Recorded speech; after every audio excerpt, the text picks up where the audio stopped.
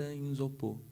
E aí, como se fazer isso em isopor? Isso que você está vendo branco aí era o isopor, e aqui a gente pode ver, né, um dos engenheiros andando em cima dela, do que era o isopor, né, e depois a colocação da ferragem em cima do isopor, né? E isso foi feito num galpão de escola de samba. Então, o que teve que ser feito? Teve que ser moldado um para um, toda a topografia, que é isso que vai muito em cima do trabalho da Anabela, falando da cartografia, e aí era um projeto um para um, você tinha que estar lá no ateliê olhando, porque ele era um artista, em qualquer momento ele achava que ele podia mudar a forma, né? Então, aí, então você tinha que ir lá verificar, fazer levantamento topográfico, pontual, de tudo isso, para poder dar essa conformidade que é hoje em dia o teto do museu, a cobertura fluida do museu, né? E tinha todo um aspecto de tempo, né? Que a gente tinha um prazo para inauguração, de abertura do museu.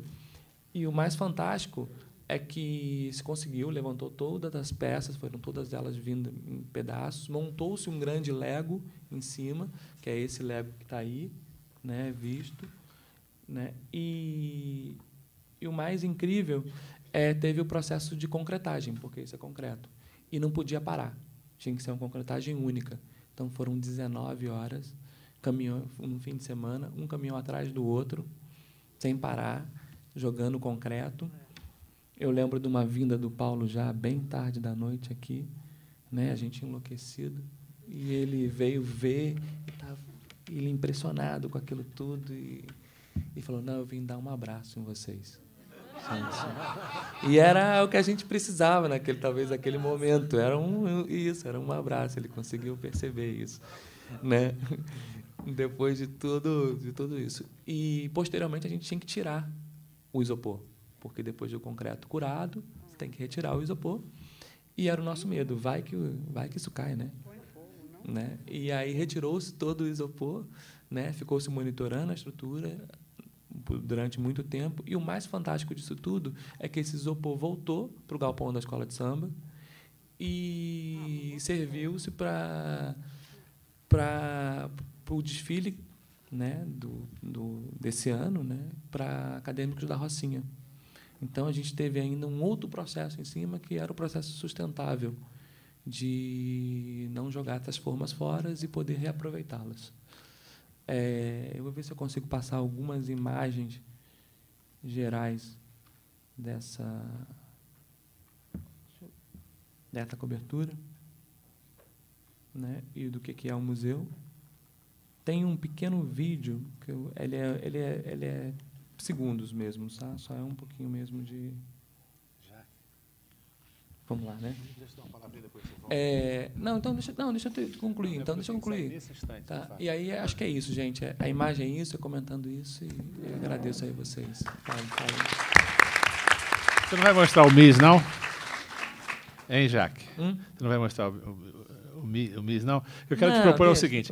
É que eu tenho uma visita agora de um museu estrangeiro, a 1h30, mas eu queria, antes, dizer algumas coisas para vocês. A primeira... ainda pensando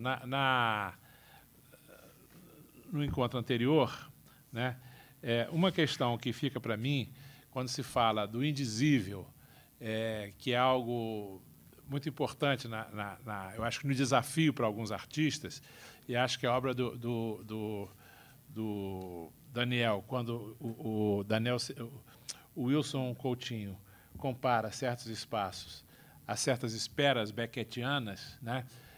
Eu acho que tem a ver com essa questão da indisibilidade, como também questões como o infotografável, enfim, essa impossibilidade, esse limite, né? E, para mim, o que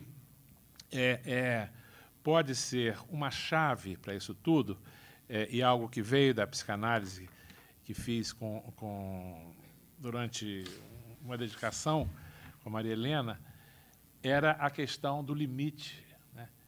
E a questão de estar entre a onipotência e a impotência, como sendo meu pêndulo absoluto de loucura, e, ao mesmo tempo, me levou à conclusão de que o limite deveria ser a potência, né? Então, acho que na situação da loucura e a situação do artista, de certa maneira, se aproximam dessa ideia de um limite como potência. O artista, para mim, é aquele que trata o limite como potência. Já estamos chamando? Não.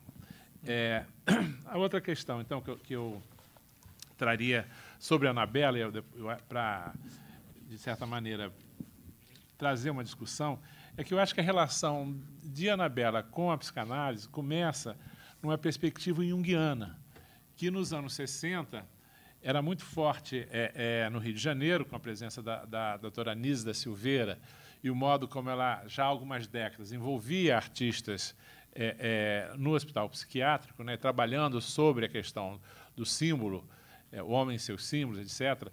Artistas como o Iver Machado, que estudou com a Anabela num certo momento, trabalhou com a Anísia da Silveira, e o Circunambulácio é um extraordinário trabalho sobre o significado do círculo na experiência mais ampla, nas culturas e na sociedade moderna.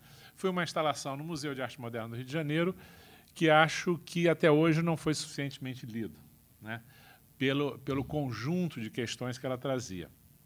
Eu estou trabalhando as ausências no discurso da Anabela, mais do que aquilo que foi aqui apresentado. O outro trabalho que me chama muita atenção, complementarmente aos mapas elementares, eu acho que os mapas, até de certa maneira, vêm disso, que é a série do local da ação. Em que lugar está o artista em termos das deambulações, das circunambulações do seu imaginário, né? E, ao mesmo tempo, buscando situar isso num ponto que é o lugar onde está o artista. Particularmente, eu acho que o mundo tem centro, e esse centro é sempre onde está um artista, né? Tal é a maneira, a intensidade com que esse ponto na experiência humana pode trazer de riqueza, de possibilidade de reflexão para nós, os não artistas, né?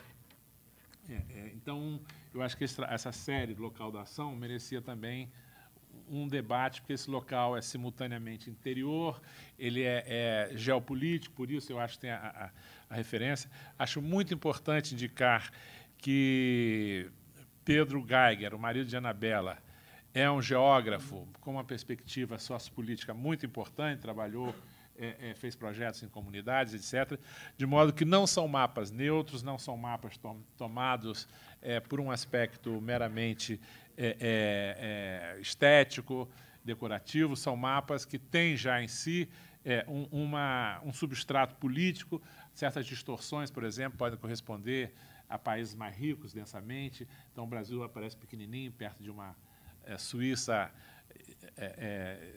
muito grande pela relação da renda média.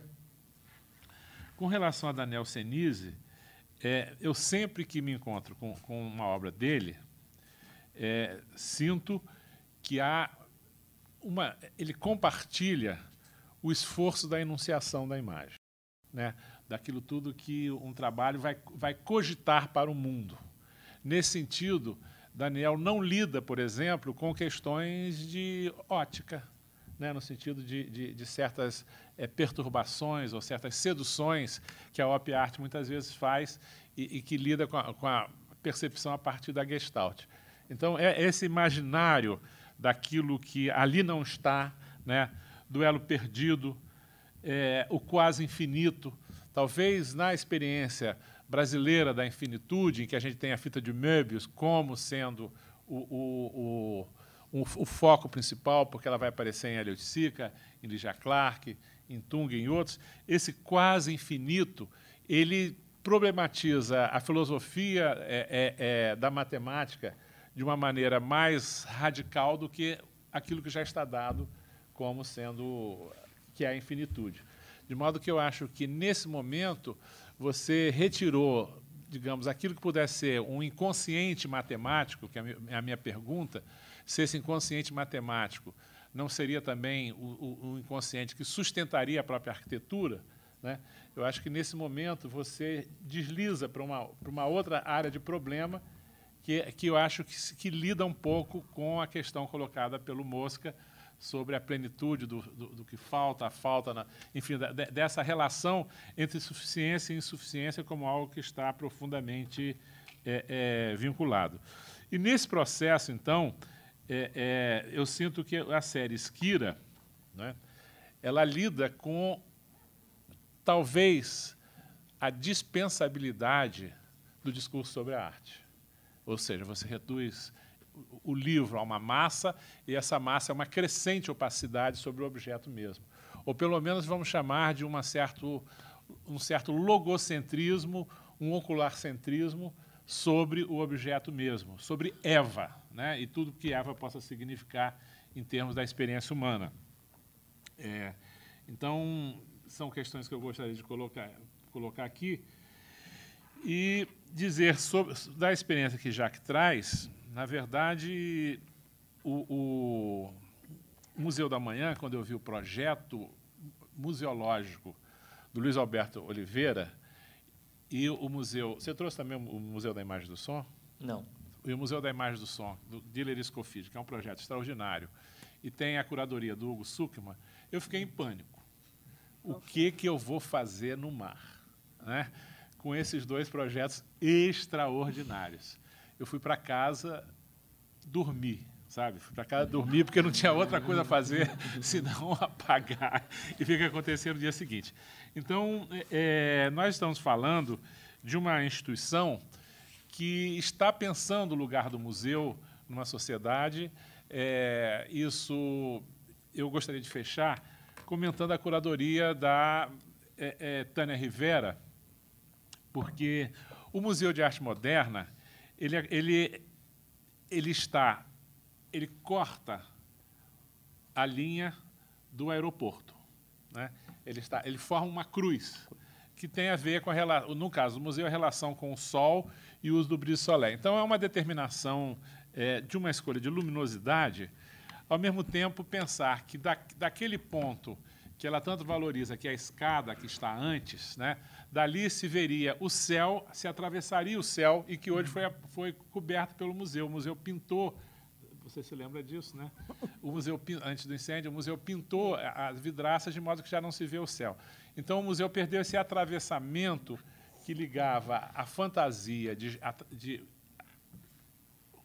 caminhar por um prédio, né, e quase como se o olho fosse um furo, né, que pudesse ir além do próprio edifício.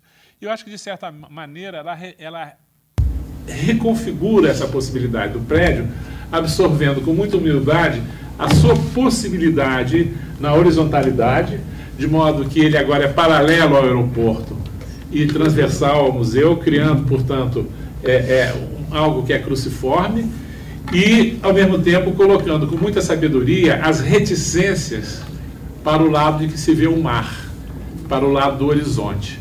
Então, eu hoje aprendi com ela muito aquilo que talvez seja a minha maior dúvida sobre o que é ser curador, o que faz a curadoria diante da obra, aquela que é o lugar da ação para o artista,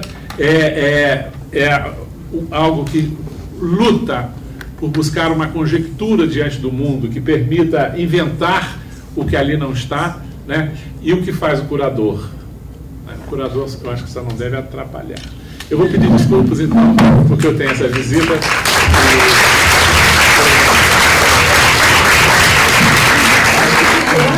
Obrigada, Paulo. Desculpa. Prazer. Bom, só agora mesmo para destacar uma parte da fala do Paulo, né, que eles perguntam em que lugar está o artista e responde, né? Eu acho que o mundo tem um centro, e esse centro gira em torno do artista. É bonito, assim, isso eu vou levar para casa comigo. Agora, eu queria colocar, até por uma questão de tempo, uma questão para a mesa toda. Tá? certamente atravessada pela minha questão, pela minha escuta. Foi engraçado porque quando o Daniel estava falando, ele falou: o artista sempre se relaciona com o texto, com o contexto. Eu escutei e me surpreendi, porque eu escutei: o artista sempre se relaciona com o texto. E repetiu de novo, é o contexto, mas que texto, né? E aí a Anabela fala, aliás, eu acho que todos falaram em algum ponto da sua própria maneira, né, do acaso no processo artístico, né? A Anabela fala do acaso, algo que se revela aí quando escuta a música, né, do disco comprado no brechó. Daniel fala do acidente de 1980, né? Que influencia seu trabalho, pelo que eu escutei, né? E Jacques também, né, fala dessa coincidência aqui, e até queria depois colocar uma pergunta para você, mas isso me fez lembrar de um texto de Freud que se chama Uma Nota sobre o Bloco Mágico, que ele fala que há um brinquedo, né, que a criança ela vai rabiscar e aquilo é apagado, mas em algum lugar fica uma marca, né? E aí eu me pergunto, né, sobre esse acaso, né, e a influência dele no processo artístico. Quando é que esse acaso surte efeito? Não seria quando algo desse acaso e dessa produção já está escrita em algum lugar? Já há uma marca disso, né? Essa é a minha pergunta, né? E para o Jacques eu queria perguntar como é que se dá essa relação com o acaso também no seu processo de criação, né? De produção. É isso, aí agora eu vou passar para o debate. Você está perguntando aos três. Eu estou perguntando aos três se vocês acham que isso tem a ver, e principalmente por que certos acasos, até você falou, né, algumas coisas passam batidas e algumas coisas fisgam, né, algumas coisas fazem trabalhar. E por quê, né, desse acaso? Será que eu passo logo para as perguntas ou vocês querem responder agora? Deixa a Guisa responder, depois já. Ok. Quer que eu fale alguma coisa? Eu tenho aqui, né? Você quer? Você primeiro.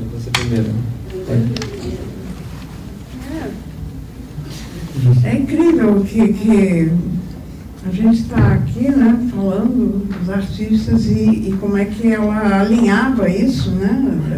Pegando, né, pensando. É uma boladeira, né? Eu acho incrível. Olha, o Paulo citou o fato de que, num certo momento, a leitura do Jung me fascinou muito.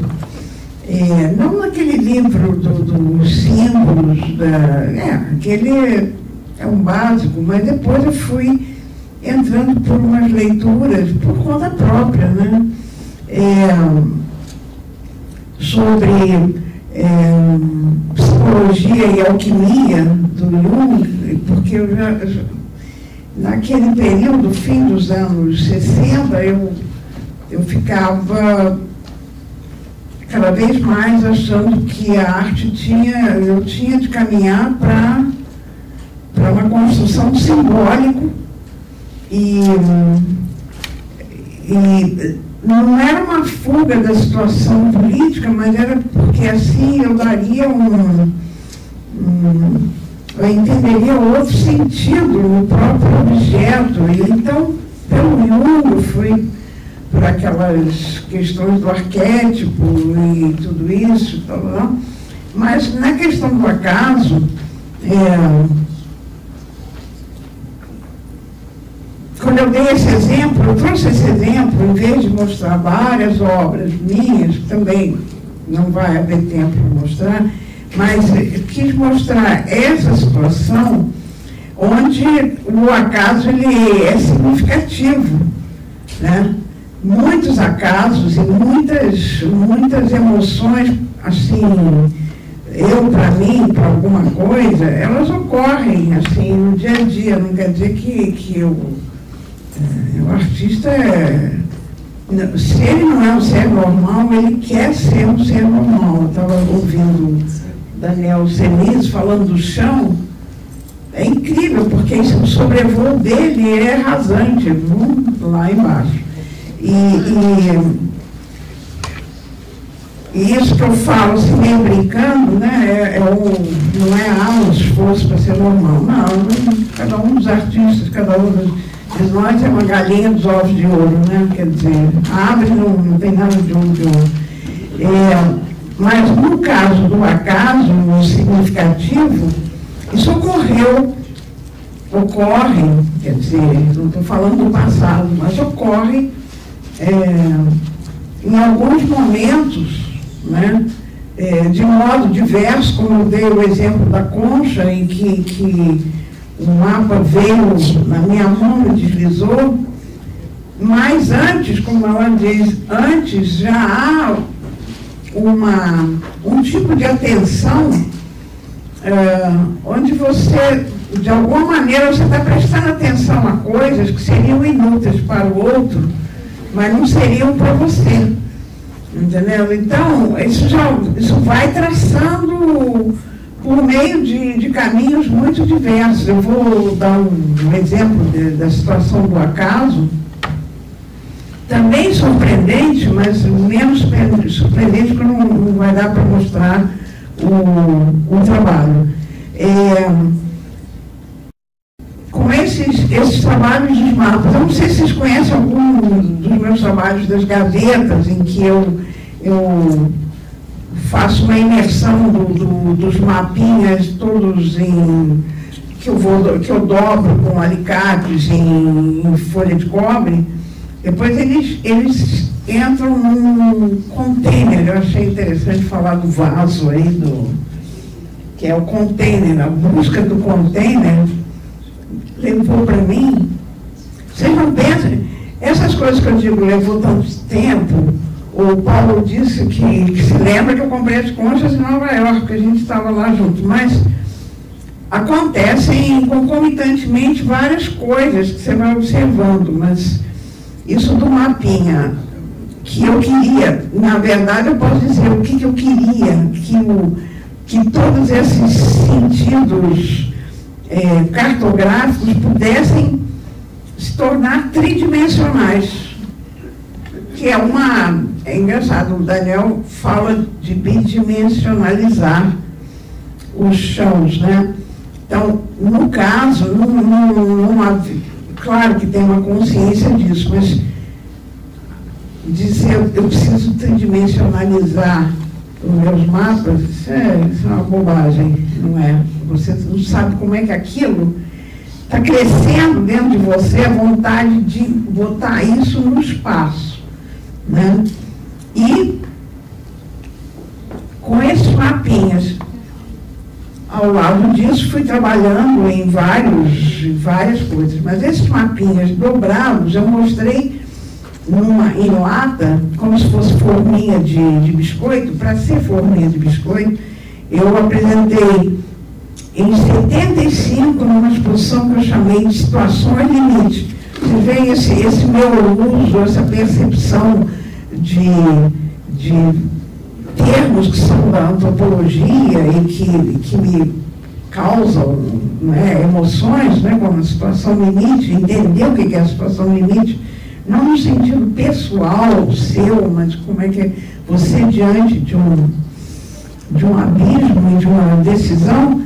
Então, em 75, independente de outras coisas que eu apresentei na exposição no Museu de Arte Moderna aqui do Rio, e depois lá no MAC de São Paulo, Situações Limite, uma das coisas que eu trouxe para a exposição foram esses mapinhas dobrados, né, em lata, não fiz nem igual, e que eu deixava numa mesa. Não era a única obra, claro, ela não era a mais importante, mas eu deixava lá numa mesinha como se fosse um lugar assim particular, eu fiz construir uma coisa de madeira, uma mesa, ficavam essas forminhas e uma massinha de biscoito que eu trazia todos os dias. E aí as pessoas que vinham à exposição, eu dizia para elas formarem apertarem aquela massa, né, rolarem e apertarem a massa para saísse aquelas formas de quê? De Brasil, né? Eu levava para casa e no dia seguinte eu vinha botava no forno, a gente não tinha ainda micro-ondas, né? Senão estaria na própria exposição. No dia seguinte eu trazia esses biscoitinhos que foram feitos para as pessoas comerem. Isso é antes de eu fazer um trabalho que em 78, que isso é 75, eu vou chamar de o pão nosso de cada dia, onde de repente não é nada disso, de repente eu vejo a fatia do pão, eu como, faço uma ação ali e como mais peço para fotografar e depois como mais um pouquinho, então sai um Brasil dentro de um pão de forma e sai uma América Latina dentro de um pão de forma. Essas coisas estavam lá dentro e é claro que a realização do pão nosso, ela é muito mais significativa para se tornar um trabalho. Ela não era um trabalho. Mesmo aquela coisa, como o Brasil, essa situação, não sei mais o quê, que inclusive no terceiro dia eu não fiz mais isso na exposição, porque eu tinha, na época, tenho ainda, mas 2 amigos que vocês conhecem, que é o Fernando Coquerali, né, que é um crítico de arte, e tinha o Paulo. O Paulo, mesmo assustado, mas o Fernando dizia para mim que a exposição se realizava com muito outras coisas. E ele dizia, não faz isso não traz mais, não traz mais. Porque era um provocativo e que, acho que o Fernando, tendo passado naqueles anos anteriores algumas situações